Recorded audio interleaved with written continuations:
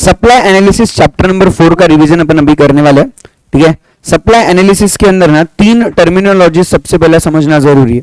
Okay, what is total output, what is stock and what is supply, ठीक है। Total output किसे बोला जाएगा? टोटल आउटपुट मतलब अपन ने कितना क्वांटिटी प्रोड्यूस किया है at a given time period in the economy, यानी कि टोटल इकोनॉमी के अंदर कितना क्वांटिटी प्रोड्यूस होता है उसको अपन क्या बोलेंगे? टोटल आउटपुट बोलेंगे, right. Quantity of commodity produced, इसको अपन क्या बोलते हैं? टोटल आउटपुट बोलते हैं। तीनों भी टर्मिनोलॉजीज अलग है, अच्छे से ध्यान दो। Total output, stock and supply. सबसे पहले क्या बोला? टोटल आउटपुट क्या होता है? जितना क्वांटिटी आपने बनाया है एक टाइम पीरियड के अंदर, उसको अपन क्या बोलेंगे? टोटल आउटपुट बोलेंगे, ठीक है। Sir what is stock? Stock का मतलब क्या है? Stock is quantity available for sale.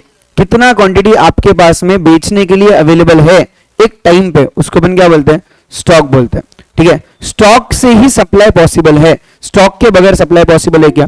नहीं है, ठीक है। इसको अपन पोटेंशियल सप्लाई भी बोल सकते हैं। पोटेंशियल सप्लाई का मतलब क्या है? सर आपका सप्लाई मैक्सिमम कितना हो सकता है? जितना आपका स्टॉक है उतना ही हो सकता है। स्टॉक से ज्यादा सप्लाई करना कभी भी पॉसिबल नहीं है, राइट। ओके, जैसे जैसे आपका प्रोडक्शन बढ़ेगा वैसे वैसे आपका स्टॉक भी इंप्रूव होगा। Okay, without stock supply possible नहीं होता है ना। स्टॉक एक्सीड होगा तो सप्लाई भी एक्सीड होगा, बट स्टॉक को बढ़ाना और इसको बढ़ाना एक शॉर्ट टाइम में पॉसिबल नहीं होता है, राइट। कम समय में आप आपका स्टॉक ज्यादा बढ़ा नहीं सकते हो, तो सप्लाई भी ज्यादा बढ़ा सकते हो क्या?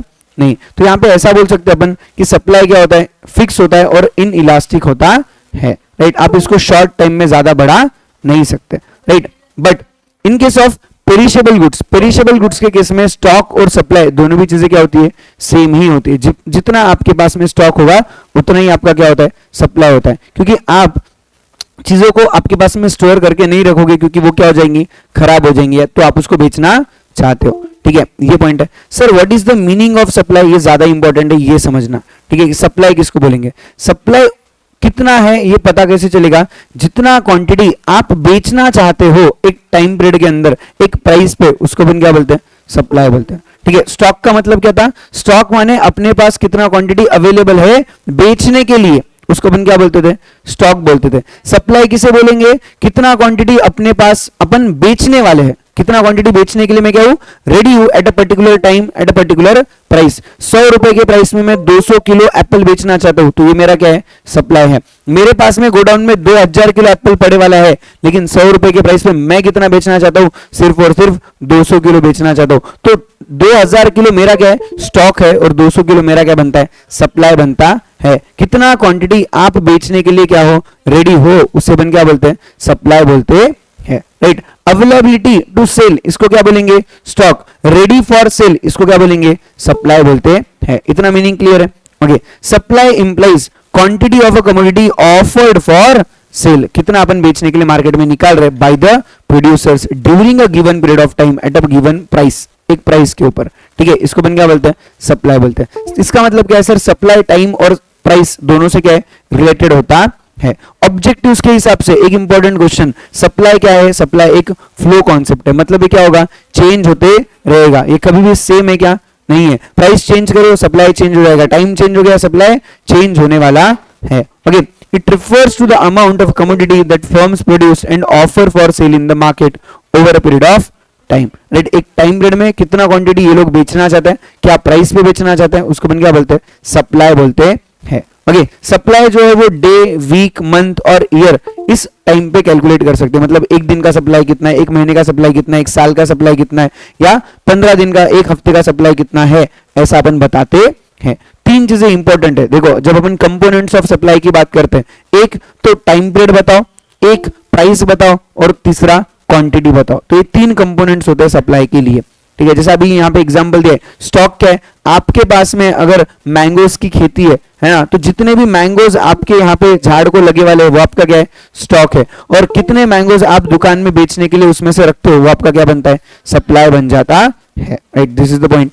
ओके, सप्लाई का डेफिनेशन दिया है आपको, एग्जाम पर्सपेक्टिव के हिसाब से सप्लाई का डेफिनेशन याद करना है, और जब भी आपको सप्लाई के बारे में पूछा जाए आपको ये डेफिनेशन वहां पे लिख के आनी है। लेट्स से आपको पूछा जाए what are the determinants of supply, तो आपको पहले सप्लाई की डेफिनेशन लिखना है, सप्लाई का इंट्रोडक्शन लिखना है कि सप्लाई होता क्या है, उसके बाद में आपको लिखना है कि डिटरमिनेंट्स ऑफ सप्लाई क्या माने जाते हैं। ठीक है, कभी भी याद रखना कि जो भी क्वेश्चन पूछा जाए पहले उसका इंट्रोडक्शन लिखो, उसके बाद ही आंसर लिखो। ठीक है, तब तक straightforward directly following are the determinants of supply, ऐसा क्वेश्चन कभी भी आंसर नहीं करेंगे अपन। ठीक है, ये इंपॉर्टेंटली याद रखना है। Okay, according to Paul Samuelson, supply किसको बोलेंगे? Supply is related relationship between the market prices and the amount of goods that producers are willing to supply. Supply का मतलब क्या है? सप्लाई बोले इसको बोलेंगे भाई प्राइस के अकॉर्डिंगली कितना quantity of amount of goods producers जो है वो सेल करने के लिए रेडी होते हैं, उसको अपन क्या बोलते हैं? सप्लाई बोलते हैं। राइट, इंपॉर्टेंट है विलिंग। विलिंग का मतलब क्या है? रेडी होना चाहिए। राइट, विलिंगनेस होना चाहिए कि हाँ मैं इतना क्वांटिटी बेचने को तैयार हूं। ठीक है, अवेलेबल कितना है वो अलग चीज है, और विलिंग कितना है वो अलग चीज होता है। Right, yes. ओके, एग्जांपल भी यहाँ पे इन्होंने दिया है अपने को कि लेट से आपके पास में राइस का 4000 किलो का आउटपुट है। ओके, और 40 रुपए पर केजी राइस बिकता है, तो आप कितना बेचना चाहते हो? सिर्फ और सिर्फ 1000 किलो बेचना चाहते हो, तो आपका सप्लाई कितना होगा? 1000 किलो का होगा, और आपका स्टॉक कितना है? 4000 किलो का है। That is the point. ठीक है, नेक्स्ट अपन यहाँ पे बात करते हैं दो शेड्यूल के बारे में। एक होता है इंडिविजुअल सप्लाई शेड्यूल और एक होता है market supply schedule. Individual supply schedule किसको बोलेंगे? ये एक टैबुलर रिप्रेजेंटेशन है जहां पे अपने को बताया है कि डिफरेंट प्राइसेस के ऊपर एक इंडिविजुअल कितना कितना क्वांटिटी सप्लाई करने को रेडी है। राइट, जैसे लेट से प्राइसेस बढ़ जाती है तो प्राइसेस बढ़ने से सप्लाई क्या होता है? बढ़ता है। This is the simple rule of supply कि जब प्राइसेस ज्यादा होती है तो सप्लाई भी क्या होता है? ज्यादा होता है। तो प्राइसेस बढ़ने से सप्लाई क्या होती है? बढ़ती है। अभी ये सिंपल टैबुलर रिप्रेजेंटेशन दिया है एक इंडिविजुअल सप्लायर का कि 10 रुपए के प्राइस पे वो कितना क्वांटिटी बेचने को तैयार है, 20 रुपए के प्राइस पे वो कितना क्वांटिटी बेचने को तैयार है। ठीक है, जैसे जैसे प्राइस बढ़ रही है वैसे वैसे क्वांटिटी सप्लाइड बढ़ेगा क्या? यस, क्योंकि ज्यादा प्राइसेस होने से, ज्यादा क्वांटिटी बेचने से सप्लायर को क्या होगा? प्रॉफिट होगा। राइट, ज्यादा प्राइस पे अगर मैं ज्यादा क्वांटिटी बेचता हूं तो इससे मेरा मुनाफा क्या हो जाता है? बढ़ जाता है। That is the point. ठीक है, सो ये जो बक्सा दिया है, ये बक्सा क्या है? This is individual supply schedule. Schedule का मतलब क्या होता है? टैबुलर रिप्रेजेंटेशन, है ना। टैबुलर रिप्रेजेंटेशन को हम क्या बोलते हैं? शेड्यूल बोलते हैं। यहाँ पे शेड्यूल के अंदर दो चीजें, एक है प्राइस और दूसरा है क्वांटिटी सप्लाइड। ठीक है, ये हो गया इंडिविजुअल के बारे में। सेम ऐसा अपन किसके बारे में बता सकते हैं? मार्केट के बारे में भी बता सकते हैं। अच्छा, सप्लाई प्राइस और क्वांटिटी सप्लाइड इन दोनों के बीच का रिलेशनशिप कैसा है? डायरेक्ट है। प्राइसेस बढ़ने से सप्लाई बढ़ रहा है तो ग्राफ भी कैसा आएगा? अपवर्ड स्लोपिंग आएगा। तो यहां पे अपना जो सप्लाई कर्व बन रहा है कैसा है? अपवर्ड स्लोपिंग सप्लाई कर्व अपने को दिखाई दे रहा है। इसको क्या बोलेंगे सर? इंडिविजुअल सप्लाई कर्व बोलेंगे। जो किसके हेल्प से बनता है? जो अपना शेड्यूल है, सप्लाई का शेड्यूल है, उसके हेल्प से अपन क्या बनाते हैं? ग्राफिकल रिप्रेजेंटेशन करते हैं, उसको अपन बोलेंगे इंडिविजुअल सप्लाई शेड्यूल। आपको छोटे छोटे जैसा एक्सप्लेन द टर्म्स के अंदर ये क्वेश्चन पूछा जा सकता है। Explain what is individual supply schedule, है ना, what is market supply schedule. ये आपको एक्सप्लेन द टर्म्स में आ सकता है। बाकी इसके ऊपर कोई डिटेल क्वेश्चन आने वाला है क्या? नहीं आने वाला। Right, yes. ये क्वेश्चन आप लोगों को डिस्टिंग्विश बिटवीन में भी पूछा जा सकता है। Distinguish between individual supply schedule and market supply schedule. वहां पे आपके दो पॉइंट्स क्या बनेंगे? एक तो मीनिंग लिखो, दूसरा इसका ग्राफ निकाल दो, खत्म काम, है ना। एक टैबुलर रिप्रेजेंटेशन भी बना दो और भी इजी हो जाता। 3 पॉइंट आपके बन गए वहीं पे। ठीक है, आ जाओ मार्केट सप्लाई शेड्यूल के ऊपर। मार्केट सप्लाई शेड्यूल किसको बोलेंगे? ये टैबुलर रिप्रेजेंटेशन है जहां पे अपने को बताया जा रहा है कि डिफरेंट डिफरेंट प्राइसेस के ऊपर जितने भी मार्केट में सप्लायर है सब लोग मिलके कितना क्वांटिटी सप्लाई करने वाले हैं। Right, so what all the producers are prepared to sell at a different prices. सभी प्रोड्यूसर, सभी सेलर्स कितना क्वांटिटी बेचना चाहते हैं अलग अलग प्राइसेस पे। ये कौन रिप्रेजेंट कर रहा है? मार्केट सप्लाई शेड्यूल आपको रिप्रेजेंट कर रहा है ना। जितने भी मार्केट में सप्लायर है, let's say A B C 3 supplier है, अलग अलग प्राइसेस आपको दिए, सब लोग अलग अलग क्वांटिटीज क्या कर रहे हैं? सप्लाई कर रहे हैं। इन तीनों का मिला के क्या बनता है आपका? मार्केट सप्लाई बनता है कि मार्केट का सप्लाई कितना बन रहा है। और ये भी सेम वही बात करता है कि प्राइसेस बढ़ने से आपका मार्केट का सप्लाई भी क्या होगा? बढ़ने वाला है। Right, higher the prices higher will be the supply. ठीक है, ये पॉइंट है। अगेन यहाँ पे जो आपका मार्केट सप्लाई कर्व बनेगा वो भी कैसा है? अपवर्ड स्लोपिंग होता है, क्योंकि डायरेक्ट रिलेशनशिप है प्राइस और सप्लाई के अंदर। ठीक है, यस। बाकी ग्राफ के बारे में तुमको यहाँ पे एक्सप्लेनेशन दिया है कि एक्स एक्सिस पे क्या लिखा है, वाई एक्सिस पे क्या लिखा है, डायरेक्ट रिलेशनशिप है।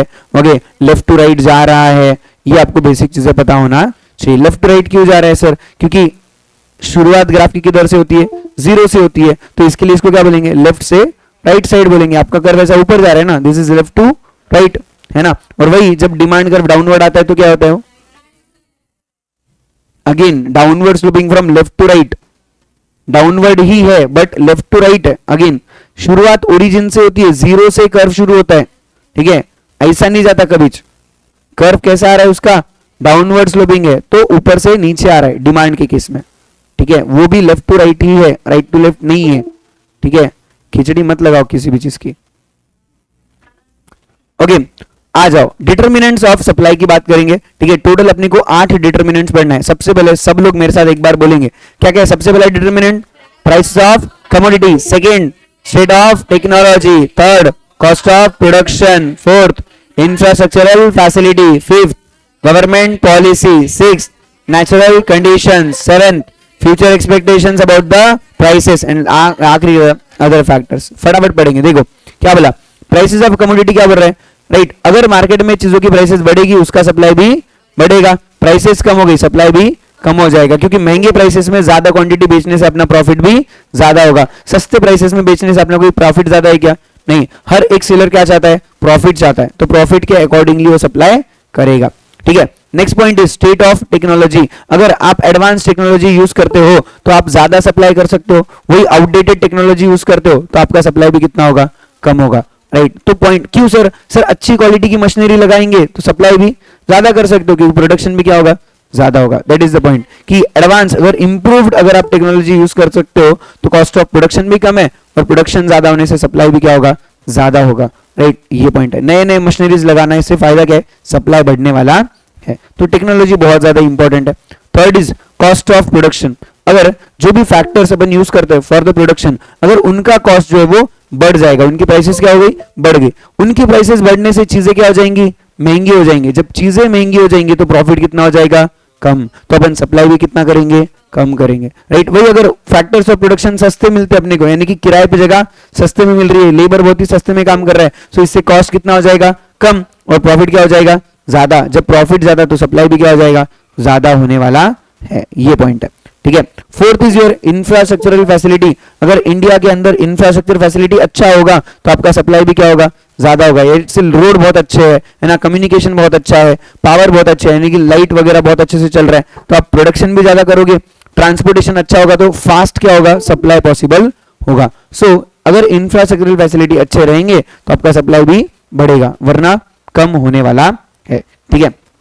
फिफ्थ पॉइंट बात कर रहा है गवर्नमेंट पॉलिसीज के बारे में, अगर गवर्नमेंट आपका जो प्रोडक्ट है उसके लिए फेवरेबल पॉलिसीज बनाती है ना, सो इससे आपका सप्लाई क्या हो जाएगा, बढ़ जाएगा। वही गवर्नमेंट अगर आपके प्रोडक्ट के लिए बिल्कुल भी अनफेवरेबल पॉलिसीज बनाती है, सो इससे आपका सप्लाई क्या हो जाएगा, कम होने वाला है, राइट। लेट्स से सर कैसे बात करते हैं अबाउट द प्लास्टिक, गवर्नमेंट ने बोला प्लास्टिक बैन है तो आपका सप्लाई क्या हो जाएगा, अगर आप प्लास्टिक बिजनेस में हो तो कम हो जाएगा।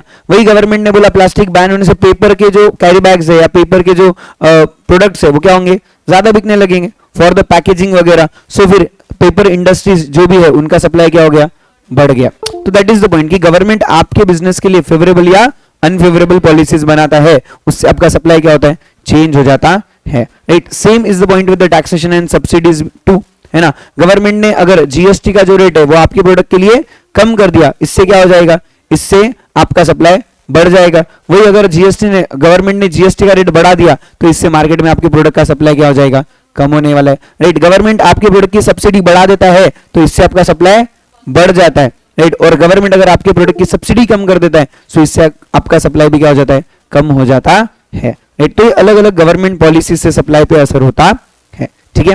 Next is your natural conditions, natural conditions बहुत ज्यादा इंपॉर्टेंट है in case of agriculture business, ठीक है, जो टोटली किस पे डिपेंड करता है, नेचुरल कंडीशंस पे डिपेंड करता है। अगर नेचुरल कंडीशंस यानी कि क्लाइमेटिक चेंजेस जो भी क्लाइमेटिक कंडीशन अच्छी होगी तो आपका प्रोडक्शन भी ज्यादा होगा और सप्लाई भी ज्यादा होगा। वही अगर क्लाइमेटिक कंडीशंस अच्छी नहीं है तो प्रोडक्शन भी कम होगा और सप्लाई भी कितना होगा, कम ही होने वाला है। सप्लाई ज्यादा पॉसिबल है क्या, फिर नहीं है, ये पॉइंट है, ठीक है।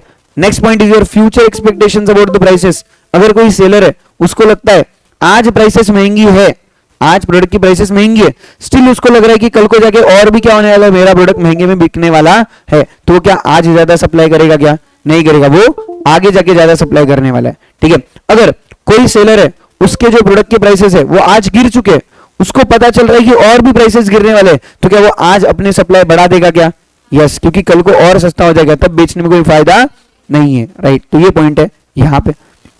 एंड लास्ट अपनी अदर फैक्टर्स, इसके अंदर चार चीजें बोलिए। नेचर ऑफ द मार्केट, आपका मार्केट कैसा है, मार्केट अगर बहुत ही फेवरेबल है तो फिर आपका सप्लाई बढ़ेगा, मार्केट फेवरेबल नहीं है तो सप्लाई कम हो जाएगा। Relative prices of other goods, आपके जो कॉम्प्लीमेंट्री या सब्स्टिट्यूट गुड्स है उनके प्राइसेस पे क्या असर होता है, उससे आपका सप्लाई डिटरमाइन होगा। कैसे? लेट से अपन बोलते हैं पेप्सी एंड कोको कोला के बारे में, ठीक है। अगर पेप्सी की मार्केट में प्राइसेस बढ़ जाएगी, कोको कोला की प्राइसेस बिल्कुल भी क्या है, कांस्टेंट है, तो एक मैन्युफैक्चरर को या फिर एक सेलर को कौन सा प्रोडक्ट बेचने में ज्यादा फायदा है, पेप्सी बेचने में ज्यादा फायदा है, तो क्या करेगा, पेप्सी ही बेचेगा, कोको कोला बेचेगा क्या, नहीं बेचेगा। ये पॉइंट है, ठीक है।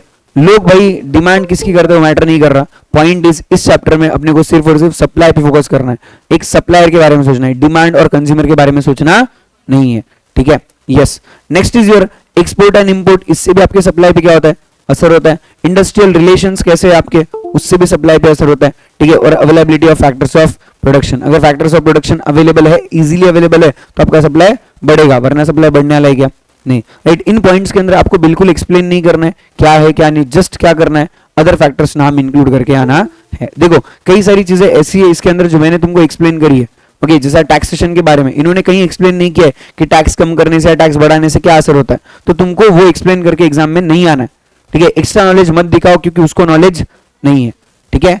यस, इतना याद रखना है हमेशा, ओके ओके। अब भी आ जाते हैं तुम्हारे लॉ ऑफ सप्लाई के ऊपर। लॉ ऑफ सप्लाई बहुत ही इंपॉर्टेंट है। लॉ ऑफ सप्लाई अपने को बताया है सर प्रोफेसर अल्फ्रेड मार्शल ने, राइट। उनकी बुक के अंदर जिसका नाम है प्रिंसिपल्स ऑफ इकोनॉमिक्स, कब पब्लिश हुई थी, 1890 के अंदर, राइट। ये लॉ अपने को एक्सप्लेन करता है about the relationship between the price and your quantity supplied. Price और क्वांटिटी सप्लाइड के बीच का रिलेशनशिप कैसा है, ये रिश्ता क्या कहलाता है, राइट। ये रिश्ता कहलाता है कि प्राइसेस बढ़ने से सप्लाई भी बढ़ेगा और प्राइसेस कम होने से सप्लाई भी कम हो जाएगा। इनका रिश्ता बिल्कुल भी क्या है, डायरेक्ट रिलेशनशिप है। और इनवर्स रिलेशनशिप है, डायरेक्ट रिलेशनशिप, राइट। दोनों भी हाथ में हाथ डाल के एक ही दिशा में क्या कर रहे हैं, जा रहे हैं। प्राइसेस भी बढ़ रहे तो सप्लाई भी बढ़ रहा है, प्राइसेस कम तो सप्लाई भी कम, सेम डायरेक्शन में दोनों भी जन जा रहे हैं, तो इसको क्या बोलते हैं अपन, डायरेक्ट रिलेशनशिप बोलते हैं, right. Statement of the law importantly याद करना है, हाईलाइट कर लो, वर्ड टू वर्ड ऐसा ही लिख के आना है। कुछ भी अगर गलत लिख के आओगे तुम्हारे मार्क्स जाएंगे, मतलब जाएंगे, ठीक है। क्या बोला है, अदर थिंग्स बीइंग कांस्टेंट, यानी कि हम बहुत सारे अजम्पशंस यहां पे कर रहे हैं। इन अजम्पशंस को ध्यान रखते हुए, right, higher the price of commodity more is the quantity supplied, यानी कि प्राइसेस अगर ज्यादा होगी तो सप्लाई भी ज्यादा होगा। Lower the prices of commodity less will is the quantity supplied, prices भी कम होगी तो सप्लाई भी कितना हो जाएगा, कम होने वाला है, राइट। इतना आपको पॉइंट याद रखना है, okay. This is the direct relationship between the price and quantity supplied. दूसरी पॉइंट इन्होंने यहां पे बोली है कि supply is a function of price, price change होने से सप्लाई क्या होता है, चेंज होता है, right. Supply is a function of price, price अगर बढ़ेगी तो सप्लाई भी बढ़ेगा, प्राइस अगर कम हो जाएगी तो सप्लाई भी कम होता है, यानी कि सप्लाई प्राइस के अकॉर्डिंगली क्या हो रहा है, चेंज हो रहा है, राइट। ये पॉइंट है। अच्छा, यहां पे जो अजम्पशंस इन्होंने लिखे हैं, ओके, बहुत इंपॉर्टेंट है अजम्पशंस ऑफ द लॉ, क्योंकि तुमको 8 मार्क के लिए क्वेश्चन आता है, explain the law of supply with its assumptions. तो लॉ ऑफ सप्लाई भी एक्सप्लेन करना है, डायग्राम भी निकालनी है और अजम्पशंस भी लिख के आना है, ठीक है। चलो आ जाते हैं अजम्पशंस के ऊपर, क्या क्या बोल रहा है देखो। सबसे पहला अजम्पशन इन्होंने क्या किया है, that is constant cost of production. यहाँ आपकी कॉस्ट ऑफ प्रोडक्शन बिल्कुल भी बदल रही है क्या, नहीं, क्योंकि कॉस्ट ऑफ प्रोडक्शन अगर बदल जाती है सो इससे आपके प्रॉफिट पे असर होता है और प्रॉफिट पे असर होने से आपके क्वांटिटी सप्लाइड पे असर हो जाता है, राइट। तो इसके लिए क्या अज्यूम किया कि कॉस्ट ऑफ प्रोडक्शन बिल्कुल भी क्या है, कांस्टेंट है, ठीक है। सेकंड अजम्पशन क्या है, कांस्टेंट टेक्निक ऑफ प्रोडक्शन। बोले आपकी जो टेक्नोलॉजी ऑफ प्रोडक्शन है उसमें भी आप कोई चेंज करते हो क्या, नहीं, क्योंकि उसमें चेंज आने से आपके सप्लाई में चेंज आएगा और साथ ही साथ आपके कॉस्ट ऑफ प्रोडक्शन में भी चेंज आने वाला है। तो हम क्या अज्यूम कर रहे हैं कि इसमें बिल्कुल भी चेंजेस नहीं आते हैं। थर्ड अजम्पशन दिया है, no change in weather conditions. बोले वेदर कंडीशंस में भी कोई चेंज है क्या, नहीं, क्योंकि वेदर कंडीशंस चेंज होने से सप्लाई क्या होता है, चेंज हो जाता है, ओके। थर्ड अजम्पशन ये रहा। फोर्थ क्या था, no change in government policy. बोले सरकारी पॉलिसीज में कोई बदलाव नहीं है, क्योंकि सरकारी पॉलिसीज बदलती है तो सप्लाई भी बदल जाता है, right. Fifth point, no change in transport cost. बोले ट्रांसपोर्टेशन का खर्चा भी बदल रहा है क्या, नहीं, क्योंकि ट्रांसपोर्टेशन का खर्चा अगर बदल जाएगा तो सप्लाई भी बदलने वाला है, राइट।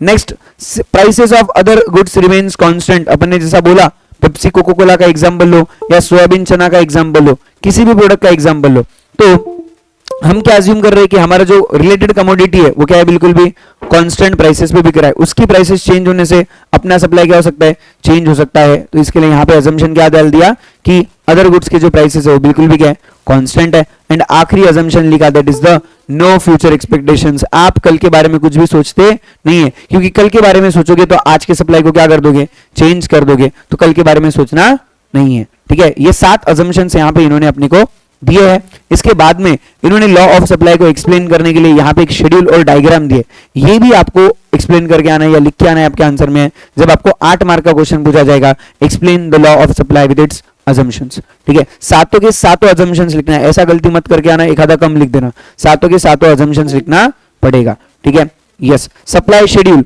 सिंपल है, जो अपने को इंडिविजुअल सप्लाई शेड्यूल था वही यहां पे दिया है in case of law of supply. कुछ भी अलग दिया है क्या? नहीं, प्राइसेस बढ़ने से सप्लाई बढ़ रहा है, और वो ही ग्राफ इंडिविजुअल सप्लाई कर्व वाला यहां पे दिया है in case of your supply curve, कुछ भी अलग से नहीं दिया है, सभी एक्सप्लेनेशन है में सब कुछ वही का वही है। Okay, yes. Next important concept आता है, that is exceptions to the law of supply. Law of supply के एक्सेप्शंस क्या है? 4 एक्सेप्शंस यहां पे अपने को बताए वाले। ठीक है, सबसे पहला एक्सेप्शन क्या बोलता है? Supply of labour. यार एक स्टोरी सुनो और उससे तुमको इसका पॉइंट ध्यान में आएगा। राइट, सप्लाई ऑफ लेबर क्या बोल रहा है कि इनिशियली जब आप किसी भी लेबर को काम करने के लिए अपने पास में रखते हो और उसको लेट से 200 रुपए पर आवर प्राइसेस दे रहे हो, तो वो लेट से 4 घंटे काम कर रहे हैं। ठीक है, अभी अगर आप उसको ज्यादा पैसा दोगे तो वो ज्यादा काम करेगा, क्योंकि प्राइसेस बढ़ने से सप्लाई क्या हो जाता है? बढ़ जाता है। तो अगर आप उसको 250 रुपए पर आवर देते हो तो 4 घंटे की बजाय कितना घंटे काम कर रहे हैं? 6 घंटे काम कर रहे हैं। ठीक है, और अभी वो कितना पैसा कमा रहे हैं? 150 रुपए कमा रहे हैं। अभी 150 रुपए पर डे के हिसाब से उसका एकदम क्या आ गया? सेटिस्फेक्शन लेवल आ गया, उसको इतना पैसा क्या बिल्कुल भी बस है, उसको और पैसा चाहिए क्या? नहीं चाहिए। अभी अगर आप उसको और ज्यादा पैसा दोगे, यानी कि उसको आप बोलते हो कि 300 रुपए पर घंटे के हम आपको देंगे, तो वो ज्यादा काम करेगा क्या? अभी नहीं करेगा, उल्टा क्या करेगा? कम काम करना शुरू कर देगा। क्यों? क्योंकि वो ऐसा सोचता है भाई इतनी मेहनत करनी ही क्यों है ना, जब अपन सेम पैसा कम काम करके कमा सकते हैं तो अपन ने काम ज्यादा करना नहीं चाहिए। तो इस पॉइंट ऑफ व्यू से क्या होता है कि इनिशियली जब आप जो वेज रेट है, वेज रेट को बढ़ाते हो तो लेबर का सप्लाई भी बढ़ता है, लेकिन एक लेवल के बाद में जब आप वेज रेट बढ़ाने लगते हो तो लेबर का सप्लाई बढ़ने की बजाय उल्टा क्या हो जाता है? कम हो जाता है, क्योंकि तब लेबर को लगता है कि वर्क आवर से ज्यादा अपने क्या करना चाहिए? लीजर टाइम डालना चाहिए, यानी कि आराम करना चाहिए। ज्यादा काम करना चाहिए क्या? नहीं करना चाहिए। कम टाइम करो, ज्यादा पैसा कमाओ, ये उनका क्या होता है? मोटो होता है। ठीक है, अच्छा, इस केस में ये एक्सेप्शन क्यों है? क्योंकि इनिशियली तो लॉ ऑफ सप्लाई को फॉलो करता है, लेकिन एक लेवल के बाद में लॉ ऑफ सप्लाई को फॉलो करता है क्या? नहीं करता। राइट, तो यहाँ पे जो आपका लेबर सप्लाई की जो बात है या फिर इसका जो कर्व बनता है, ये कैसा बनता है? बैकवर्ड बेंडिंग सप्लाई कर्व यहाँ पे अपने को बनता हुआ दिखता है। राइट, एग्जांपल यहाँ पे इन्होंने दिया है, देखो 100 रुपीज पर आवर मिलेंगे तो कोई बंदा 5 घंटे काम कर रहा है, 200 रुपए मिलेंगे तो 7 घंटे काम कर रहा है, 300 रुपए मिलेंगे तो कितना काम कर रहा है? सिर्फ 6 घंटे काम कर रहा है। कम काम कर रहा है और ज्यादा पैसा कमा रहा है क्या? यस, कम काम करके ज्यादा पैसा कमाना लोग चाहते हैं। इसके लिए क्या होता है? आपका सप्लाई कर्व इनिशियली तो अपवर्ड स्लोपिंग होता है। राइट, इनिशियली देखो एस से क्या जा रहा है? एस की तरफ जा रहा है, अपवर्ड स्लोपिंग है। वेज रेट बढ़ने से सप्लाई ऑफ लेबर बढ़ गया, लेकिन उसके बाद में क्या हो रहा है? सप्लाई ऑफ लेबर उल्टा वेज रेट बढ़ने से क्या हो रहा है? कम हो रहा है। That is the backward bending supply curve इसको बोला जाता है। और साथ ही साथ इसका दूसरा नाम भी है, बट तुम्हारी बुक में दिया नहीं, जिसको अपन बूमरैंग कर्व भी बोल सकते हैं। ठीक है, बूमरैंग कर्व भी इसको बोला जाता है। ओके, लिखना नहीं है, बट एक्स्ट्रा नॉलेज के लिए बता रहा हूँ। तुम लोग अभी इंस्टाग्राम पे बहुत सारे बूमरैंग बनाते हो तो तुमको समझ में आएगा बूमरैंग होता क्या है। पहले सीधा चलता है, फिर उल्टा, सीधा उल्टा, सीधा उल्टा, सीधा उल्टा खेलता है ना, ये वो पॉइंट है। ठीक है, यस, ग्राफ एक्सप्लेन करना है, बट ऑब्वियसली आपको ये लिख के आना है। ठीक है, okay, exceptions to the law of supply के अंदर भी तुमको ये पूछा जा सकता है, या फिर स्पेसिफिकली ना सप्लाई ऑफ लेबर का एक पॉइंट पूछा जा सकता है कि explain the supply of labour, क्यों एक्सेप्शन है। ठीक है, तो वहां पे तुमको डेटा शेड्यूल भी देना पड़ेगा, ग्राफ भी निकालना पड़ेगा, और उस ग्राफ को एक्सप्लेन भी करना पड़ेगा कि 100 रुपए से 200 रुपए करने से क्या होता है, 200 से 300 करने से क्या होता है। ये सभी चीजें आपको एक्सप्लेन करनी पड़ेगी। ठीक है, यस, यहाँ पे आपका जो सप्लाई कर्व बनता है इट्स अ बैकवर्ड बेंडिंग, जो क्या है? Exceptions to the law of supply बन रहा है। सेकंड चीज दिया है, that is agricultural goods. Agricultural goods का सप्लाई प्राइस के अकॉर्डिंगली चेंज नहीं कर सकते जब प्रोडक्शन ही नहीं होगा। एट से अगर फार्मर्स के पास में प्रोडक्ट ही अवेलेबल नहीं है तो प्राइसेस बढ़ने से क्या हो? सप्लाई को बढ़ा सकता है क्या? नहीं बढ़ा सकता भाई। राइट, और प्राइसेस कम करने से सप्लाई को कम भी नहीं कर सकता, क्योंकि घर पे जो पड़ा है वो तो बेचना ही है, वरना कौन खा जाएगा? चूहे खा जाएंगे ना। ओके, तो ये पॉइंट है कि भाई अगर आपके पास में एग्रीकल्चरल गुड्स अवेलेबल है तो प्राइस के अकॉर्डिंगली आपको उसको बेचना ही पड़ेगा। प्राइस की वजह से आप उसकी सप्लाई को जनरली चेंज नहीं कर सकते, है ना। यस, ये पॉइंट है। Third is urgent need for the cash. Okay, जब किसी भी सेलर को अर्जेंट नीड होगी पैसों की, यानी कि बहुत ज्यादा पैसों की जरूरत है, वो क्या करेगा? सस्ते भाव में भी ज्यादा क्वांटिटीज बेचने को तैयार हो जाएगा, क्योंकि भाई किसकी जरूरत है? पैसों की जरूरत है, अपने क्या चाहिए? पैसा चाहिए। वो महंगा प्राइस होने का इंतजार करेगा क्या? नहीं करने वाला, ठीक है। Fourth is perishable goods. Perishable goods का लाइफ कितना होता है, बहुत ही कम होता है। तो कम लाइफ के जो भी चीजें या फिर जिसका टाइम पीरियड बहुत ही कम है, उनको अपन आगे महंगी प्राइस आने तक का इंतजार कर सकते क्या, नहीं कर सकते। तो सप्लायर क्या करेगा, जिस भी प्राइस में प्रोडक्ट बेच रहा है वो उस प्राइस में बेच के अपने घर पे चला जाएगा। तो पेरिशेबल गुड्स पे भी आपका लॉ ऑफ सप्लाई एप्लीकेबल नहीं होता है, ठीक है। And fifth point is your rare goods. Rare goods बिल्कुल भी क्या है, रेयर है ना। रेयर है मतलब क्या है यार, उनका क्वांटिटी बहुत ज्यादा क्या है, लिमिटेड है। तो आप बहुत ज्यादा महंगी प्राइस में वो खरीदने को लोग तैयार है, इसके लिए उसको ज्यादा क्वांटिटी सप्लाई कर सकते क्या, नहीं। इट्स ए कोहिनूर का हीरा है, एक ही है भाई, है ना। बहुत ज्यादा करोड़ों रुपए लोग देने को तैयार है, बल्कि उसकी प्राइस, उसका क्वांटिटी सप्लाई आप ज्यादा कर नहीं सकते, ठीक है। इंडिया के अंदर ओल्ड कॉइन्स है, एंटिक गुड्स है, पेंटिंग्स वगैरह है ना, मोनालिसा की पेंटिंग है, एक ही है। तो आप उसकी सप्लाई बहुत ज्यादा कर सकते क्या, नहीं कर सकते। कितनी भी बोली लगने दो, आप उसका सप्लाई सिर्फ एक ही क्वांटिटी का कर सकते हो, राइट। तो यहाँ पे बोला जाता है रेयर गुड्स। रेयर गुड्स के केस में भी लॉ ऑफ सप्लाई बिल्कुल भी एप्लीकेबल नहीं है। So these are 5 exceptions of your law of supply. Then important again आपका क्वेश्चन आता है, that is variations in supply, जो आपको डिस्टिंग्विश बिटवीन में पूछा जा सकता है या फिर एक्सप्लेन द टर्म्स में पूछा जा सकता है, राइट। क्या बोल रहे हैं, देखो दो टाइप के वेरिएशंस इन्होंने यहाँ पे बोले हैं। या तो सप्लाई जो है वो प्राइस की वजह से चेंज होगा, या तो अदर देन प्राइसेस की वजह से चेंज होता है। तो जब भी वेरिएशंस इन सप्लाई की बात आती है तो वो प्राइस की वजह से जो सप्लाई चेंज होता है उसकी बात कर रहा है, ठीक है। Other factors remaining the constant. Sir दो चीजें हो सकती है, एक होता है एक्सपेंशन ऑफ सप्लाई, दूसरा होता है contraction of supply. Expansion of supply कब होगा, जब प्राइसेस बढ़ेगी और सप्लाई भी बढ़ जाएगा, उसको क्या बोलेंगे, एक्सपेंशन। एक्सपेंशन का मतलब क्या होता है, बढ़ना, और कॉन्ट्रैक्शन का मतलब क्या होता है, कम हो जाना। ओके, ये पॉइंट है। एक्सपेंशन किस वजह से होगा, प्राइसेस बढ़ने से क्वांटिटी ऑफ सप्लाई बढ़ जाएगा, अदर फैक्टर्स रिमेनिंग कांस्टेंट। अच्छा, जब कभी एक्सपेंशन ऑफ सप्लाई होता है ना, सो इससे सप्लाई कर्व में अपवर्ड मूवमेंट आता है, ठीक है। समझो, देखो पी तुम्हारा ओरिजिनल प्राइस है और क्यू तुम्हारा क्या है, ओरिजिनल क्वांटिटी, और एम तुम्हारा क्या है, इन दोनों का इंटरसेक्शन है ना। अभी प्राइसेस बढ़ गई, प्राइसेस बढ़ के कहां चली गई, P1 पे चली गई, और क्वांटिटी सप्लाइड भी बढ़ गया, कहां चला गया, Q1 पे। अभी इन दोनों का इंटरसेक्शन कहां पे आ रहा है, इस एंड पॉइंट पे आ रहा है। तो आपका सप्लाई कर्व पहले कितना था, सिर्फ इतना ही था।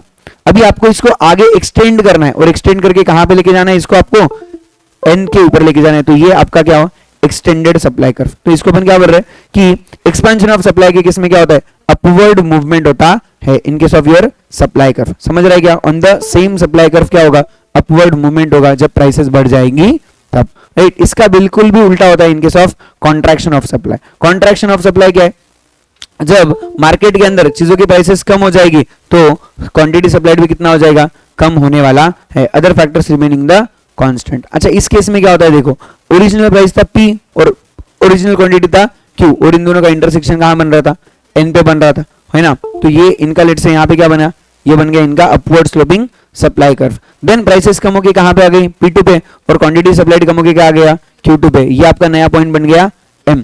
अभी इसको इंटरसेक्ट करने के लिए आप क्या करोगे, उसी ओरिजिनल सप्लाई कर्व को जो है वो अपवर्ड में और ज्यादा खींचोगे, राइट। तो यहाँ पे क्या हो गया, this is the downward movement on the same supply curve.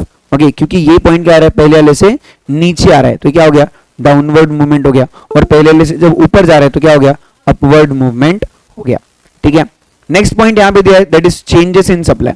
अभी चेंजेस इन सप्लाई कब बोलेंगे, जब अदर फैक्टर्स के अंदर चेंज होने से, ओके, सप्लाई में चेंज होता है, प्राइस रिमेनिंग द कांस्टेंट, उसको अपन क्या बोलते हैं, चेंजेस इन सप्लाई। तो दो पॉइंट्स यहाँ पे भी बोले कि अगर अदर फैक्टर्स में फेवरेबल चेंजेस आते हैं, जिससे जो सप्लाई है, क्वांटिटी सप्लाइड है, वो चेंज हो जाता है, अगर वो बढ़ जाता है, फेवरेबल चेंजेस आने से क्वांटिटी सप्लाइड बढ़ गया तो उसको क्या बोलेंगे, इंक्रीज इन सप्लाई।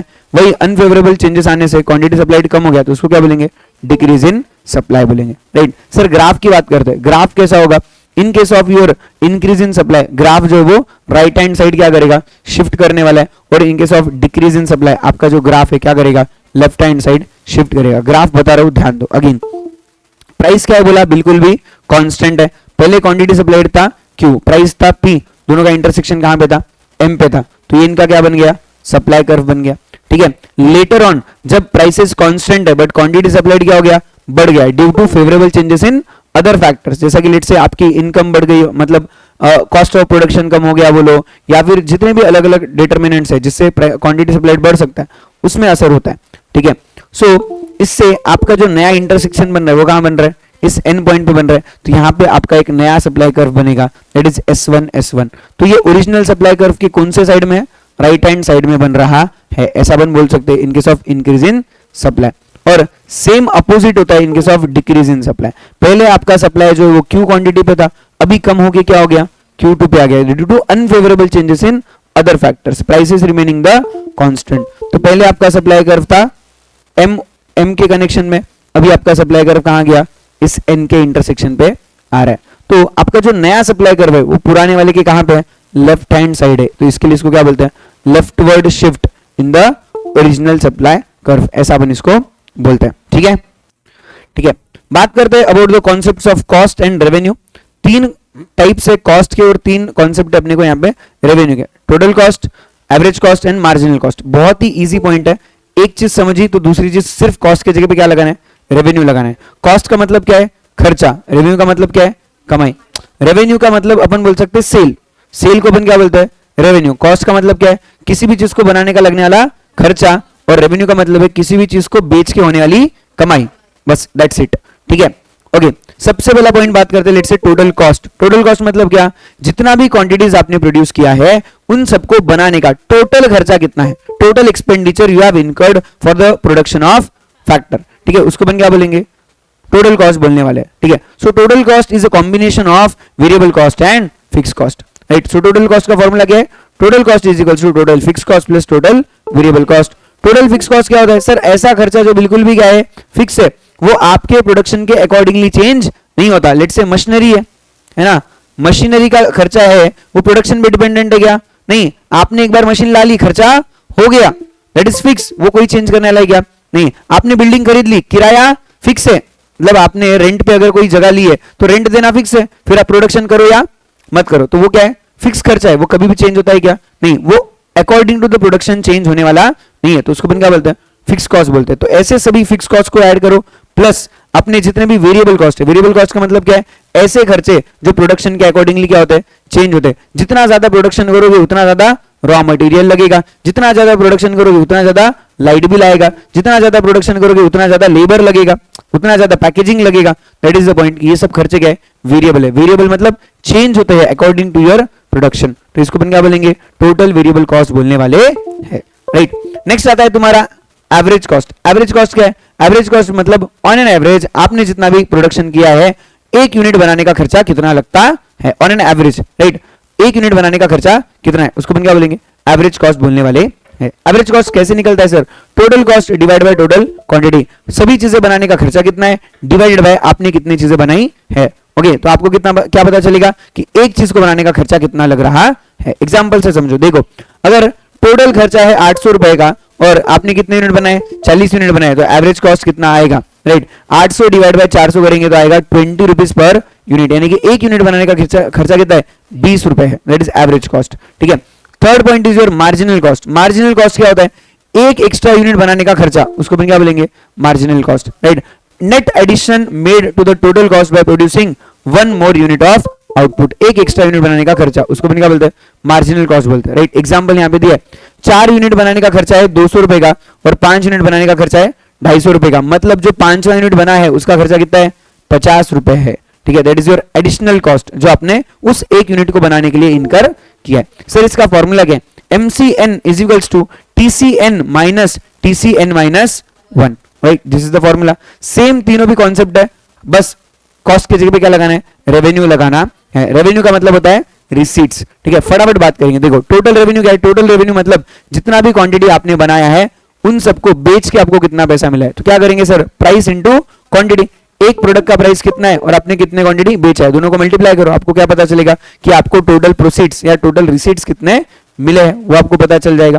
ठीक है, एग्जांपल दिया है, 15 यूनिट आपने बेचे 200 रुपए पर यूनिट, तो क्या करेंगे 15 इंटू 200 कितना आ जाएगा, 3000 रुपए। तो this is your total revenue. Sir average revenue क्या होता है, ऑन एन एवरेज एक यूनिट बेच के आपको कितना पैसा मिल रहा है, उसको अपन क्या बोलेंगे, एवरेज रेवेन्यू, है ना। जितना भी पैसा आपको मिला डिवाइड कर दो जितने भी यूनिट्स आपने बेचे, तो आपको क्या पता चलेगा, एक यूनिट बेच के आपको कितना पैसा मिला है, उसको अपन क्या बोलते हैं, एवरेज रेवेन्यू बोलते हैं। सो एवरेज रेवेन्यू का फॉर्मूला क्या है, total revenue divide by the your total quantity, है ना।